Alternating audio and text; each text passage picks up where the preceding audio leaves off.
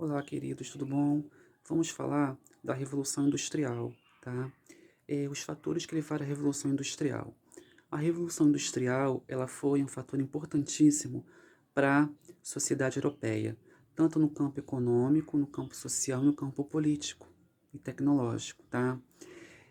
A Revolução Industrial, ela ocorre na Inglaterra, no século XVIII, tá? A Inglaterra, ela oferece as condições favoráveis para o processo da Revolução Industrial. Lembra da Revolução Inglesa que nós estudamos? Então, a Revolução Inglesa vai influenciar diretamente na Revolução Industrial. Por quê? A Inglaterra vai passar a adotar práticas comerciais, saques a piratarias, a navios corsários, a dominar a marinha mercante mundial.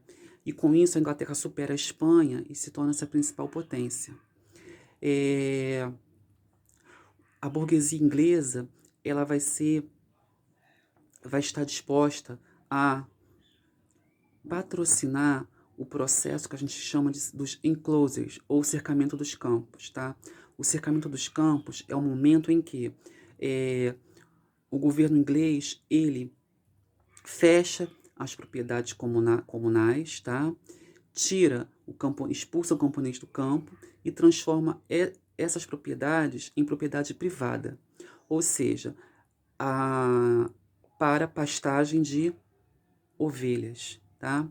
E com isso, o cercamento dos campos é o fator primordial para se entender a Revolução Industrial na Inglaterra. Por quê? É a partir da Revolução Industrial, desse cercamento, é que vai se ter a mão de obra.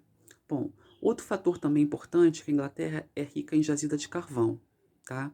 Então vamos relembrando alguns fatores que vão influenciar a, a Revolução Inglesa. Perdão, a Revolução Industrial. Revolução Inglesa, tá? A marinha mercante, os atos de supremacia, os atos de navegação lá, que vão após a Revolução Gloriosa, que vai fazer a marinha inglesa ser super forte. A pirataria, o acúmulo o saque aos corsários espanhóis e dos países que fazem o comércio, tá? O cercamento dos campos e as ricas jazidas de carvão. Então, todo esse cenário vai favorecer ao processo de revolução industrial na Inglaterra, tá? Essa revolução industrial, ela também vai ser importante porque ela vai introduzir a máquina a vapor. E, além disso, o processo de manufatura, ou seja, você deixa de ter uma produção, uma produção artesanal para uma produção em que ela deixa de ser doméstica e passa a ser feita em séries, em manufaturas, tá? É, essas manufaturas, que são, a gente pode entender como pré-produtos industrializados, entre aspas, passa a ser o fator primordial, tá?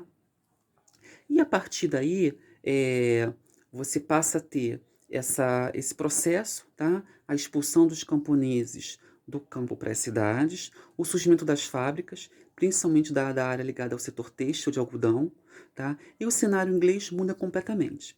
As fábricas passam a ceder espaço na sociedade em geral, eh, os campos eles deixam de ter menor importância, a importância passa a ser apenas para questão agrícola, tá? Bom, então esse processo da Revolução Inglesa, ele vai se consolidar dessa maneira, tá? Bom, a partir daí vai haver uma mudança da relação entre as relações de trabalho. Agora eu vou ter a fábrica que produz e o operário, que era o camponês oriundo do campo, que vende a sua mão de obra para ganhar um salário.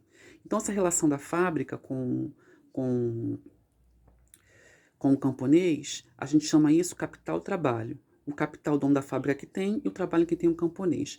Então, essa relação é a relação que é presente no dia de hoje.